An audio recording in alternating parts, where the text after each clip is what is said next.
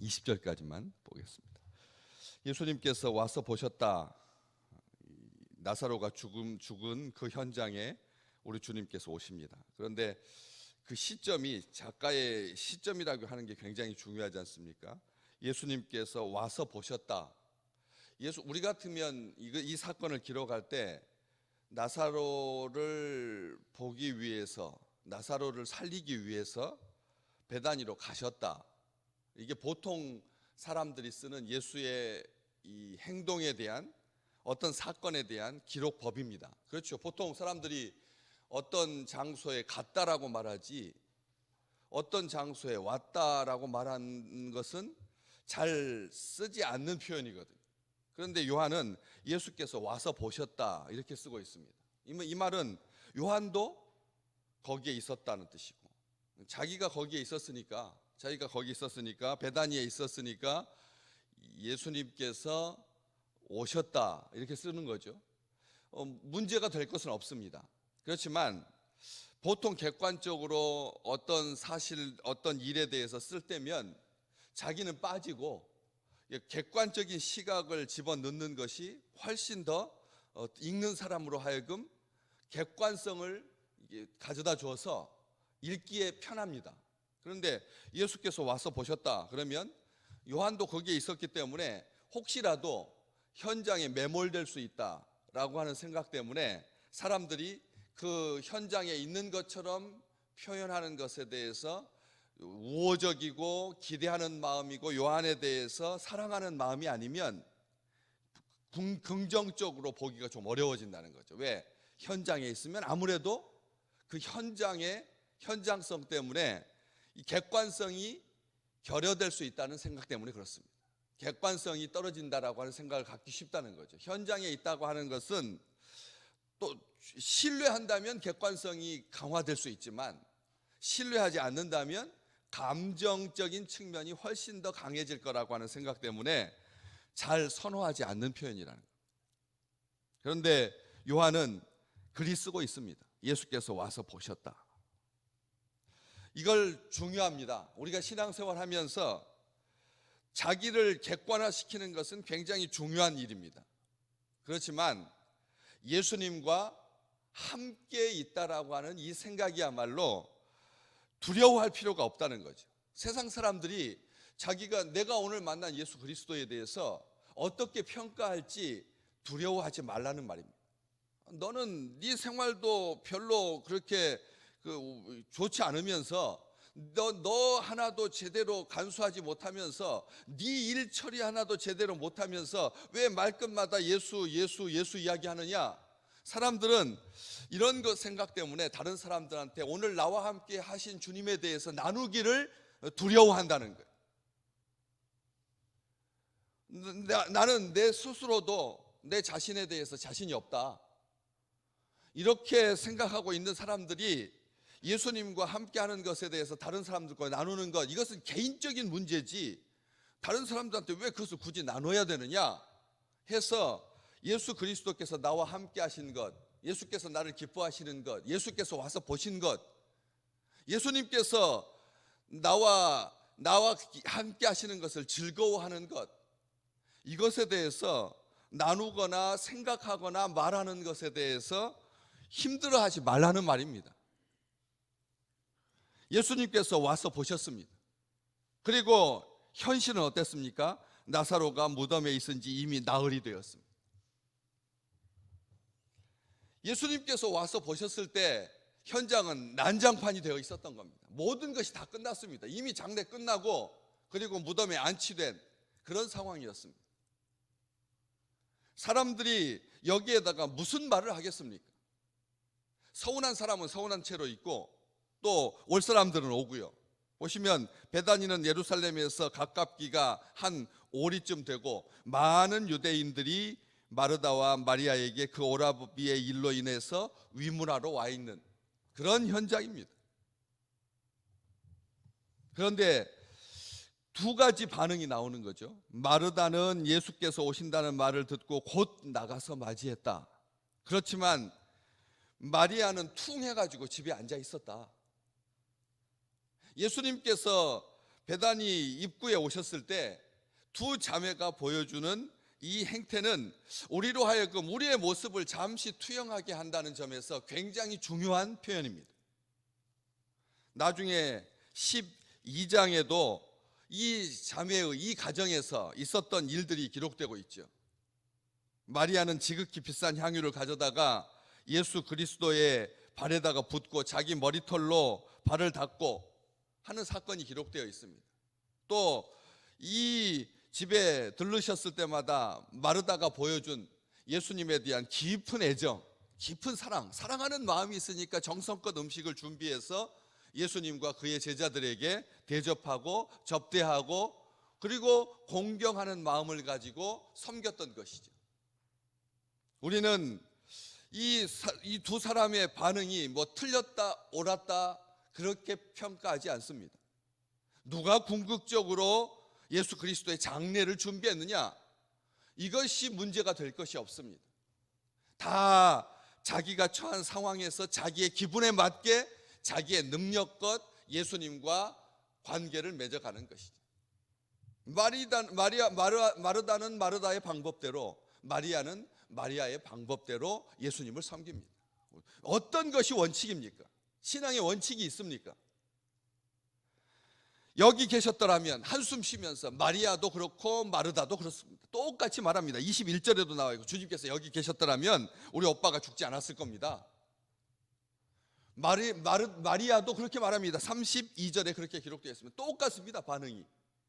그런데 예수님께서 와서 보셨을 때 이 마르다와 마르다는 예수께서 오신다는 말을 듣고 곧 나가서 맞이하고, 마리아는 집에 앉아 있었습니다. 어떤 이유인지는 모릅니다. 저는 아까 설명할 때 퉁해서라고 표현했지만 어떤 이유가 있었을 수 있죠. 집에 앉아 있을 수밖에 없는, 다 집을 나가버리면 집은 누가 봐야 되지 않습니까? 그렇기 때문에 집을 지키기 위해서 그렇게 나갈 수 없는 상황일 수 있다는 것입니다. 우리는 오해하지 않습니다. 이것이 문제될 것이 없기 때문에 그렇습니다. 여러분, 누구는 왜 안 왔느냐 그렇게 묻지 마십시오. 꼭 보면 누구 안 왔는지부터 묻는, 자기가 온 것이 더 귀한 건데 무슨 이유가 있어서 못 왔을 텐데 왜 그렇게 묻습니까? 왜 안 왔느냐고 묻느냐는 거죠. 그것은 그 사람의 사정일 뿐입니다. 안 온 것이 죄가 될 수 없지 않습니까? 이렇게 안 왔던 어떤 이유로 때문에 못 온 거지 일부러 안 왔겠습니까? 그렇기 때문에 어떤 모임에 갔을 때 안 온 사람 점검하고 체크하는 것은 중요한 일입니다. 아, 누가 안 왔나 보다 하고 인원 파악할 때 이것은 중요한 것이지만, 말끝마다 맨날 만날 때마다 안 온 사람부터 찾는, 그래서 안 온 사람 물으면 분위기가 어떻게 됩니까? 싸해지지 않습니까? 다 와야지요, 당연히. 그렇지만 못 올 수가 있다라고 하는 것 때문에 그것부터 확인할 필요가 없다는 겁니다. 온 사람 축복하고, 온 사람 격려하고, 온 사람 기뻐하고, 온 사람 즐거워하고, 왔기 때문에 행복하고, 왔기 때문에 감사해야지. 마르다는 왔지만 마리아는 오지 못했습니다. 무슨 이유인지 성경은 절대 안 쓰고 있습니다. 끝까지 안 씁니다. 왜 마리아가 예수님을 맞이하지 않았는지 쓰고 있지 않습니다. 그런데 한 가지 단서는 있습니다. 예수님께서 마리아가 올 때까지 마을 입구에서 기다리셨다는 거예요. 마리아가 올 때까지 마리아를 부릅니다. 마리아를 만나고 싶어 하십니다. 그래서 불러내십니다. 집안에 있지 않게 한다는 것입니다. 집안에 있으면 우리는, 그렇죠, 모든 거 다 싫은 거죠. 이 두 자매가 보여줬던, 주님께서 여기 계셨더라면 오빠가 죽지 않았을 것입니다 라고 하는 말은 어떤 뜻입니까? 어찌 보면 오빠의 죽음이 마치 주님께 책임이 있는 것처럼 문책하는 것이죠. 당신이 여기 계셨으면 오빠가 죽지 않았겠습니다 라고 하는 말은 오빠가 죽은 것은 당신 때문입니다 라고 하는 서운한 마음으로 가득 차 있는 거죠. 그렇게 우리 생각은 늘 그래요. 예수님께서 나한테 대하시는 이게 정상적인 관계라면, 내가 지금까지 당신을 향하여서 베풀었던, 당신을 향하여서 섬겼던, 당신을 향하여서 가졌던 모든 감정은 일방적이었습니다. 나만의 짝사랑이었나 봅니다 라고 하면서 예수님한테 서운한 것이 얼마나 많은지요. 얼마나 많습니까?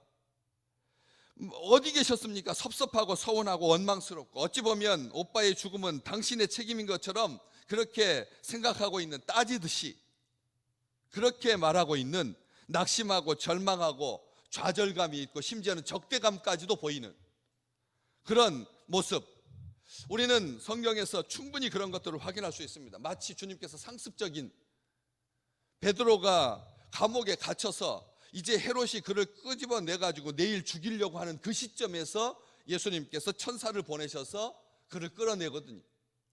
왜 사형이 바로 임박해서 우리 주님께서 그를 감옥에서 끄집어내십니까? 왜 그렇습니까?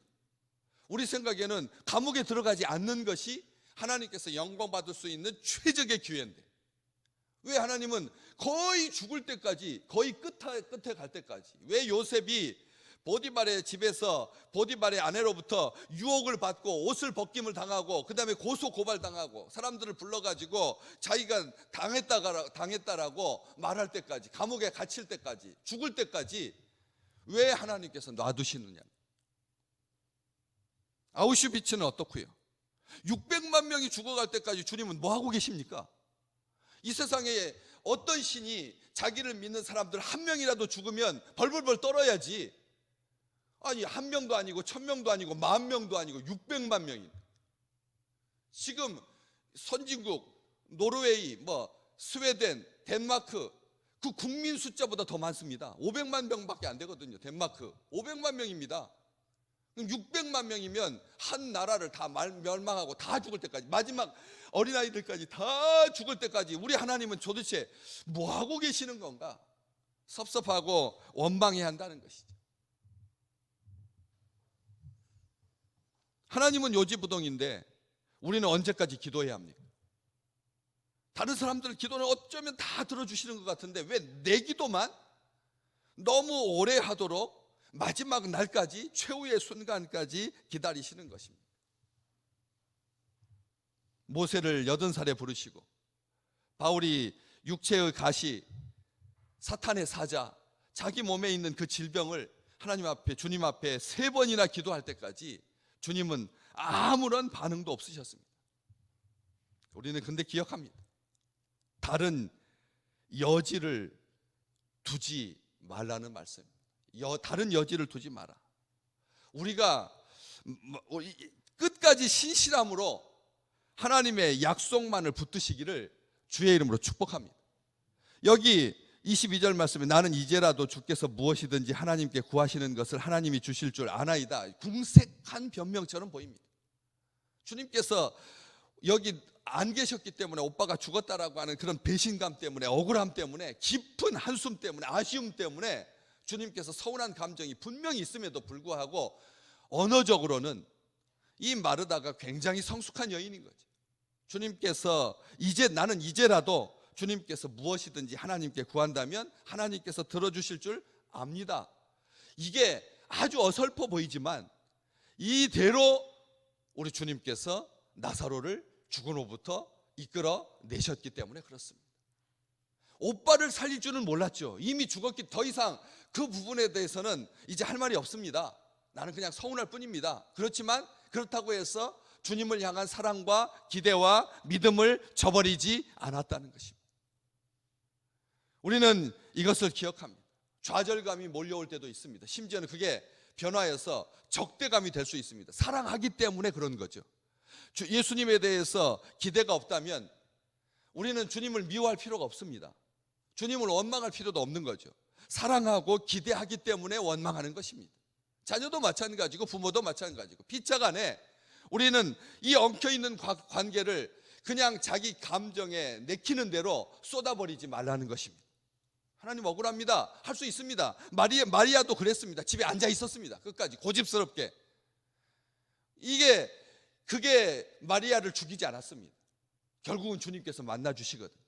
오늘 또 우리 주님께서 우리의 상황 가운데서 변치 않아 보이는, 뭐 하나 개선될 것이 없는, 이제 또 연말이 되고 또 연시가 되고 이러면서 우리의 시간이 그렇게 그냥 어쩔 수 없이 손 쓸 수 없이 흘러가는 것처럼 보일 때 주님께서 우리를 만나주시고 이 마르다가 말했던 그냥 말했는데 그냥 말한 것뿐인데 예수님의 체면을 생각해서 예수님을 향해서 끝까지 악한 감정을 가지고 달려들지 아니하고 주님께 말했을 뿐인데 그로 말미암아 그 가정에 이전보다도 더 온전한 감사와 감격이 넘쳤던 것처럼 헌신이 이어졌던 것처럼 오늘 우리를 향하여서 주님께서 불러주시고 주님께서 우리와 함께 계시고 그래서 적대감을 가지고 불신으로의 자리까지 나가지 아니하고 원망의 자리에서 절망의 자리에서 그냥 머물러 있지 아니하고 주님께서 부르시는 자리에 예 제가 여기 있습니다 하고 나설 수 있는 특별한 날이 되시기를 주의 이름으로 축복합니다.